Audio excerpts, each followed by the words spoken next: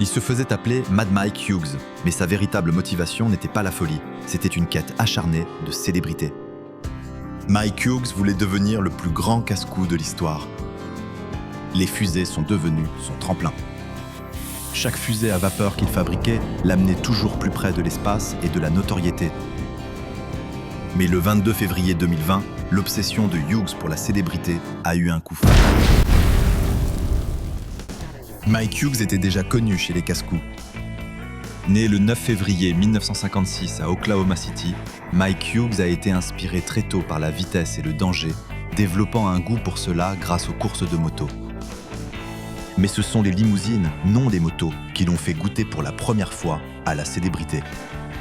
En 2002, Mike Hughes, avec une coupe mulet, a battu un record du monde Guinness en sautant une limousine Lincoln Town Car sur 103 pieds.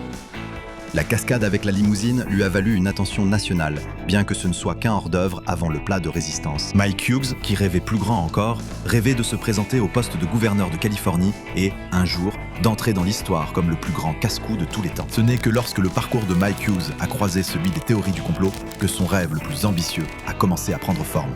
Construire et se lancer lui-même dans une fusée artisanale propulsée à la vapeur. En 2014, Mike Hughes a achevé sa première fusée dans le désert d'Arizona.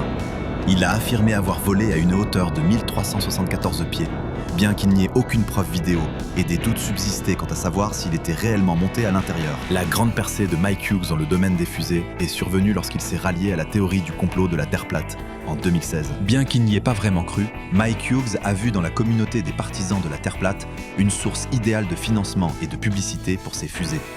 Se présentant comme un croisé voulant voler assez haut pour prendre une photo et prouver que la Terre a la forme d'un disque, il a reçu le soutien des partisans de la Terre plate. Grâce à leur aide, Mike Hughes a vite réuni l'argent pour construire une nouvelle fusée.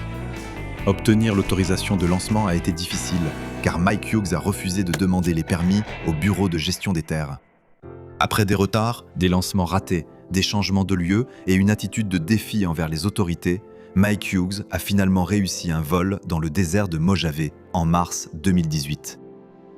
La fusée a atteint une altitude d'environ 1875 pieds, soit presque la hauteur de la Freedom Tower à New York, avant que Mike Hughes ne revienne sain et sauf sur Terre en parachute. Bien qu'il ait survécu au lancement, Mike Hughes a subi quelques blessures, dont des douleurs au dos causées par les forces G. Après l'atterrissage, des médecins l'ont examiné et il a découvert plus tard une fracture de la deuxième vertèbre lombaire. Mike Hughes a prouvé qu'il ne renonçait pas à sa mission, malgré les critiques de ceux jugeant ses convictions sur la Terre plate égarées. Le lancement est devenu un spectacle médiatique, diffusé en direct avec 2 commentateurs buvant de la bière et prenant des shots de whisky. La vidéo de l'événement a beaucoup circulé en ligne ensuite. Porté par cette réussite, le rêve d'un lancement hybride fusée-ballon, appelé Raccoon, a commencé à se concrétiser. Un Raccoon, contraction des mots rocket et balloon, est une fusée-sonde à propergol solide qui, au lieu d'être allumée immédiatement au sol, est d'abord transportée dans la haute atmosphère par un ballon rempli de gaz, puis séparée du ballon et allumée. Hughes et son partenaire Waldo Stakes envisageaient d'utiliser un ballon à haute altitude et une fusée pour atteindre la limite de l'espace. S'il réussissait, Hughes pensait qu'il deviendrait le plus grand casse-cou de tous les temps. Mais il avait d'abord besoin de plus de publicité et de fonds. L'objectif précis de Hughes était d'atteindre la ligne de Kármán, là où l'atmosphère terrestre et l'espace extra-atmosphérique se rencontrent, à 100 km au-dessus du sol. À partir de là, Hughes affirmait qu'il serait capable de dire si la Terre est un disque plat, comme il le soupçonnait, ou une sphère. La fusée à vapeur avait 3 chauffages pour générer assez de vapeur et propulser le cascadeur à au moins 1500 mètres d'altitude. Il espérait atteindre des vitesses maximales allant jusqu'à 690 km/h. Cet objectif a mené au 22 février 2020, lorsque Hughes a effectué son dernier vol. Avec une équipe filmant pour la série Homemade Astronaut sur Science Channel, Hughes a décollé du désert de Barstow, en Californie, dans une nouvelle fusée. Ce n'était qu'une petite étape dramatique de plus vers le rêve du Raccoon. Malheureusement, ce fut la dernière étape de Hughes. Peu après avoir atteint son altitude maximale, la fusée a dysfonctionné. Le parachute censé ralentir sa descente et permettre à Hughes d'atterrir en sécurité s'est ouvert trop tôt et la fusée s'est écrasée. L'accident a été observé par quelques personnes, dont le journaliste indépendant Justin Chapman, qui écrivait un livre sur Hughes. Chapman a qualifié l'accident d'horrible. « J'ai vu la fusée décoller », a dit Chapman. « Tout semblait bien se passer, puis j'ai vu le parachute s'ouvrir trop tôt. La fusée s'est mise à tournoyer de façon incontrôlée et s'est écrasée au sol. Quand la fusée piquait du nez et qu'il n'a pas déployé les 3 autres parachutes, beaucoup de gens ont crié et hurlé, a raconté Chapman à BuzzFeed News. Tous ont été stupéfaits lorsqu'il s'est écrasé, sans savoir quoi faire. La fusée s'est écrasée en quelques secondes, piquant droit dans le sol du désert à 800 km/h. Hughes est mort sur le coup à 64 ans. La cause probable était le déploiement trop précoce du parachute après que la fusée ait touché l'échelle de lancement, alors que Hughes avait refusé d'ajouter des déclencheurs automatiques du parachute comme mesure de sécurité. Selon l'analyse de la scène et l'autopsie, les experts estiment que Hughes a subi des traumatismes contondants catastrophiques sur l'ensemble du corps lors de l'impact au sol. L'absence de mesures d'amortissement des chocs et la vitesse élevée de Hughes lors de l'accident ont rendu ses blessures très graves. Des lésions majeures aux organes, ainsi qu'une hémorragie interne mortelle, ont été identifiées comme l'une des causes probables du décès. L'hémorragie abdominale due à la rupture du foie et de la rate de Hughes aurait causé un choc hypovolémique.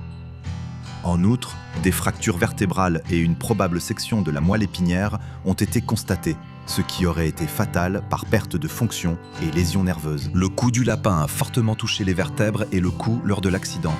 On a aussi constaté des traumatismes crâniens et sans doute une hémorragie cérébrale. L'arrêt brutal lors de l'accident a causé un choc du cerveau de Hughes contre son crâne, provoquant fractures et gonflements. Ce type de traumatisme crânien fermé altère souvent les fonctions cérébrales et s'avère fatal. En résumé, les experts estiment que la défaillance multiviscérale, le traumatisme du système nerveux et les lésions tissulaires générales causées par l'impact à grande vitesse ont mené à la fin tragique de Hughes.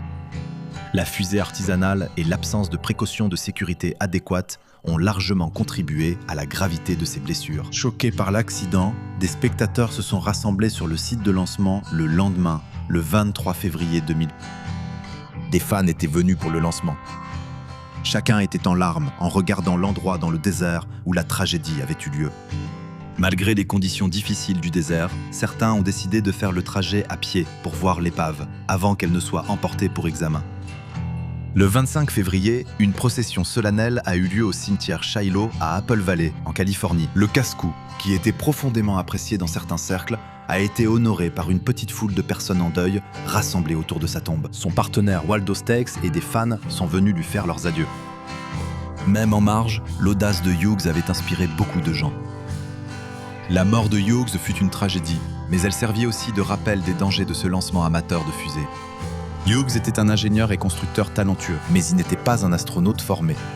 Il n'avait aucun moyen de savoir comment sa fusée réagirait dans la haute atmosphère, et il n'était pas préparé à la possibilité d'une défaillance. Dans la mort, Hughes a rejoint le panthéon des casse-cous qu'il rêvait de rejoindre depuis longtemps, mais pas comme il l'avait imaginé. Au lieu de devenir le plus grand cascadeur de tous les temps, Hughes est devenu une mise en garde sur la mince frontière entre l'audace et l'imprudence. Ses théories du complot et sa quête de célébrité ont affecté son jugement, le poussant à prendre des risques inconsidérés avec des engins artisanaux. Malgré ses défauts, les amis de Hughes veulent qu'on retienne son esprit audacieux. La capacité de rêver en grand et de poursuivre l'aventure perdure à travers ceux qu'il a inspirés. En osant l'impossible, Hughes a prouvé que la passion et la détermination permettent des exploits incroyables. Il a vécu sa vie à fond jusqu'à la toute fin. En 2021, la ville d'Apple Valley a décidé que le 3 octobre, l'anniversaire de Hughes, serait la journée de Mad Mike Hughes, pour honorer son héritage de casse-cou. Une statue commémorative a été érigée sur le site de lancement de la fusée, le premier monument de la ville dédié à un cascadeur. Ce mémorial chargé de sens se dresse près de l'endroit même où Hughes a effectué son dernier lancement, démontrant l'impact de sa vie excentrique. Malgré la tragédie de sa disparition, l'esprit audacieux de Mike Hughes inspire toujours ceux qui veulent repousser les limites et tenter l'impossible.